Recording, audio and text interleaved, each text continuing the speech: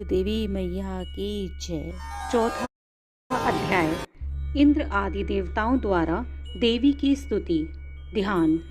सिद्धि की इच्छा रखने वाले पुरुष जिनकी सेवा करते हैं तथा देवता जिन्हें सब ओर से घेरे रहते हैं, उन जया नाम वाली दुर्गा देवी का मैं ध्यान करता हूँ। उनके श्री अंगों की आभा काले मेघ के समान श्याम है। वे अपने कटाक्षों से शत्रु समूह को भय प्रदान करती हैं। उनके मस्तक पर आबद्ध चंद्रमा की रेखा शोभा पाती है। वे अपने हाथ में शंख, चक्र, कृपाण और त्रिशूल धारण करती हैं। उनके 3 नेत्र हैं। वे सिंह के कंधे पर चढ़ी हुई हैं और अपने तेज से तीनों लोगों को परिपूर्ण करती हैं। ऋषि कहते हैं, अत्यंत पराक्रमी दुरात्मा महिषासुर तथा उसकी दैत्य सेना के देवी के हाथ से मारे जाने पर इंद्र आदि देवता प्रणाम के लिए गर्दन और कंधे झुकाकर उस भगवती दुर्गा का उत्तम वचनों द्वारा स्तवन करने लगे। उस समय उनके सुंदर अंगों में अत्यंत हर्ष के कारण रोमांच हो आया था। देवता बोले, संपूर्ण देवताओं की शक्ति का समुदाय ही जिनका स्वरूप है तथा जिन देवी ने अपनी शक्ति से संपूर्ण जगत को व्याप्त कर रखा, समस्त देवताओं और महर्षियों की पूजनिया उन जगदम्बा को हम भक्ति पूर्वक नमस्कार करते हैं। वे हम लोगों का कल्याण करें। जिनके अनुपम प्रभाव और बल का वर्णन करने में भगवान शेषनाग, ब्रह्मा जी और महादेव जी भी समर्थ नहीं हैं, वे भगवती चंडिका संपूर्ण जगत का पालन एवं अशुभ भय का नाश करने का विचार करें। जो पुण्यात्माओं के घरों में स्वयं ही लक्ष्मी रूप से, पापियों के यहाँ दरिद्रता रूप से, शुद्ध अंतःकरण वाले पुरुषों के हृदय में बुद्धि रूप से, सत्पुरुषों के श्रद्धा रूप से तथा कुलीन मनुष्य में लज्जा रूप से निवास करती हैं, आप उन भगवती दुर्गा को हम नमस्कार करते हैं। देवी, आप संपूर्ण विश्व का पालन कीजिए। देवी, आपके इस अचिंतन्य रूप का, असुरों का नाश करने वाले भारी पराक्रम का तथा समस्त देवताओं और दैत्यों के समक्ष युद्ध में प्रकट किए हुए आपके अद्भुत चरित्रों का हम किस प्रकार वर्णन करें। आप संपूर्ण जगत की उत्पत्ति में कारण हैं। आप में सत्वगुण, रजोगुण और तमोगुण, ये तीनों गुण मौजूद हैं, तो भी दोषों के साथ आपका संसर्ग नहीं जान पड़ता। भगवान विष्णु और महादेव आदि देवता भी आपका पार नहीं पाते। आप ही सबका आश्रय हैं। यह समस्त जगत आपका अंशभूत है, क्योंकि आप सबकी आदिभूत अव्याक्ता परा प्रकृति हैं। देवी, संपूर्ण यज्ञों में जिसके उच्चारण से सब देवता तृप्ति लाभ पाते हैं, वह स्वतः आप ही हैं। इसके अतिरिक्त आप पितरों की भी तृप्ति का कारण हैं। अतएव सब लोग आपको स्वधा भी कहते हैं। देवी, जो मोक्ष की प्राप्ति का साधन है, अचिंतन्य महाव्रत स्वरूपा हैं, समस्त दोषों से रहित, जितेंद्रिय, तत्व को ही सार वस्तु मानने वाले तथा मोक्ष की अभिलाषा रखने वाले मुनिजन जिनका अभ्यास करते रहते हैं, वह भगवती पराविद्या आप ही हैं। आप शब्द स्वरूपा हैं। अत्यंत निर्मल ऋग्वेद, यजुर्वेद और उद्गीत के मनोहर पदों के पाठ से युक्त सामवेद का आधार आप ही हैं। आप देवी, त्रयी और भगवती हैं। इस विश्व की उत्पत्ति और पालन के लिए आप ही वार्ता के रूप में प्रकट हुई हैं। आप संपूर्ण जगत की घोर पीड़ा का नाश करने वाली हैं। हे देवी, जिससे समस्त शास्त्रों के सार का ज्ञान होता है, वह मेधा शक्ति आप ही हैं। दुर्गम भव सागर से पार उतारने वाली नौका रूप दुर्गा देवी भी आप ही हैं। आपकी कहीं भी आसक्ति नहीं है। कैठप के शत्रु भगवान विष्णु के वक्ष स्थल में एकमात्र निवास करने वाली भगवती लक्ष्मी तथा भगवान चंद्रशेखर द्वारा सम्मानित गौरी देवी आप ही हैं। आपका मुख मंद मुस्कान से सुशोभित, निर्मल, पूर्ण चंद्रमा के बिंब का अनुकरण करने वाला और उत्तम सुवर्ण की मनोहर कांति से कमनीय है। तो भी उसे देखकर महिषासुर को क्रोध हुआ और सहसा उसने उन पर प्रहार कर दिया। यह बड़े आश्चर्य की बात है।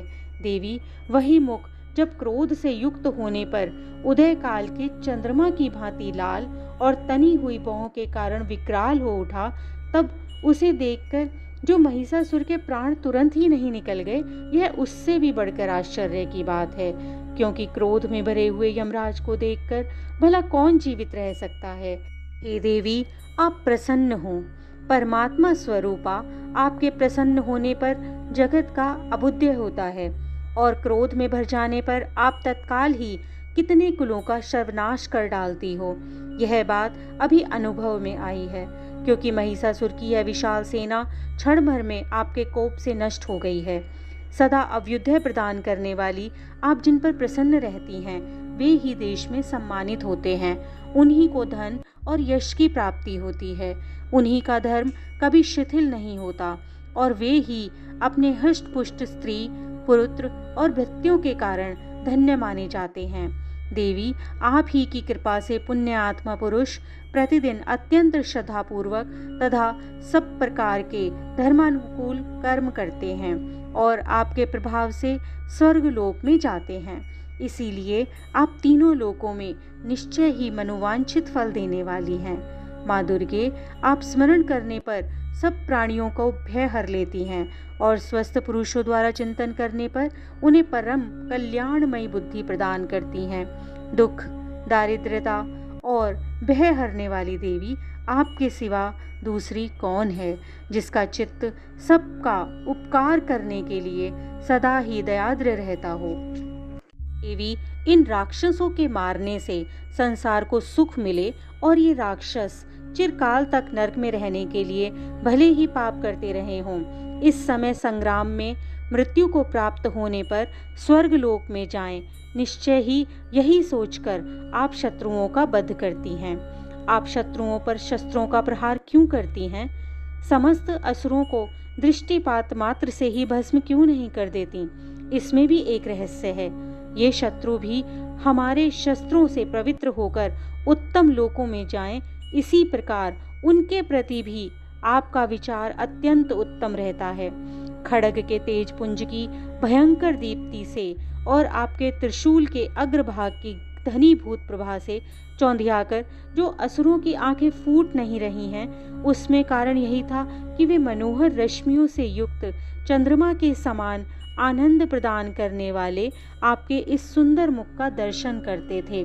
देवी, आपका शील दुराचारियों के बुरे वर्ताव को दूर करने वाला है। साथ ही यह रूप ऐसा है जो कभी चिंतन में नहीं आ सकता और जिसकी कभी दूसरों से तुलना भी नहीं हो सकती, तथा आपका बल और पराक्रम तो इन दैत्यों को भी नाश करने वाला है, जो कभी देवताओं के पराक्रम को भी नष्ट कर चुके थे। इस प्रकार आपने शत्रुओं पर भी अपनी दया ही प्रकट की है। वरदायिनी देवी, आपके इस पराक्रम की किसी के साथ तुलना नहीं हो सकती और शत्रुओं को भय देने वाला एवं अत्यंत मनोहर ऐसा रूप भी आपके सिवा और कहाँ है। हृदय में कृपा, युद्ध में निष्ठुरता, ये दोनों बातें तीनों लोक में केवल आप में ही देखी गई हैं। मात, आपके शत्रुओं का नाश करके इस समस्त त्रिलोकी की रक्षा की है। इन शत्रुओं को भी युद्ध भूमि में मारकर स्वर्गलोक में पहुंचाया है तथा उन्मत्त दैत्यों से प्राप्त होने वाले हम लोगों के भय को भी दूर कर दिया है। आपको हमारा नमस्कार है। देवी, आप शूल से हमारी रक्षा करें। अंबिके, आप खड्ग से भी हमारी रक्षा करें और घंटा की ध्वनि और धनुष की टंकार से हम लोगों की रक्षा करें। चंडिके, पूर्व, पश्चिम और दक्षिण दिशा में आप हमारी रक्षा करें तथा ईश्वरी, अपने त्रिशूल को घुमाकर आप उत्तर दिशा में भी हमारी रक्षा करें। तीनों लोकों में आपने जो परम सुंदर और अत्यंत भयंकर रूप विचरते रहते हैं, उनके द्वारा भी आप हमारी इस भूलोक की रक्षा करें। अंबिके, आपके कर पल्लवों में शोभा पाने वाले खड्ग, शूल और गदा आदि जो भी अस्त्र हों, सबके द्वारा आप हमारी सब ओर से रक्षा करें।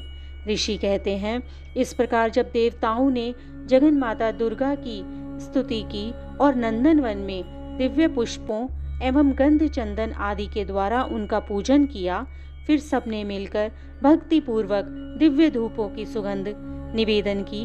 तब देवी ने प्रसन्न वदन होकर प्रणाम करते हुए सब देवताओं से कहा।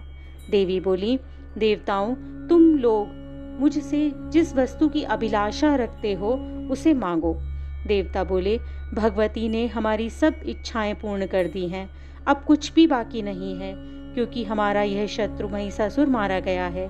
महेश्वरी, इतने पर भी यदि आप हमें और वर देना चाहती हैं तो हम जब जब आपका स्मरण करें तब तब आप दर्शन देकर हम लोगों के महान संकट दूर कर दिया करें, तथा प्रसन्नमुखी अंबिके, जो मनुष्य इन स्तोत्रों द्वारा आपकी स्तुति करे उसे वित्त, समृद्धि और वैभव देने के साथ ही उसकी धन और स्त्री आदि संपत्ति को भी बढ़ाने के लिए आप सदा हम पर प्रसन्न रहें। ऋषि कहते हैं, राजन, देवताओं ने जब अपने तथा जगत के कल्याण के लिए भद्रकाली देवी को इस प्रकार प्रसन्न किया, तब वे तथास्तु कहकर वहां से अंतर्ध्यान हो गईं।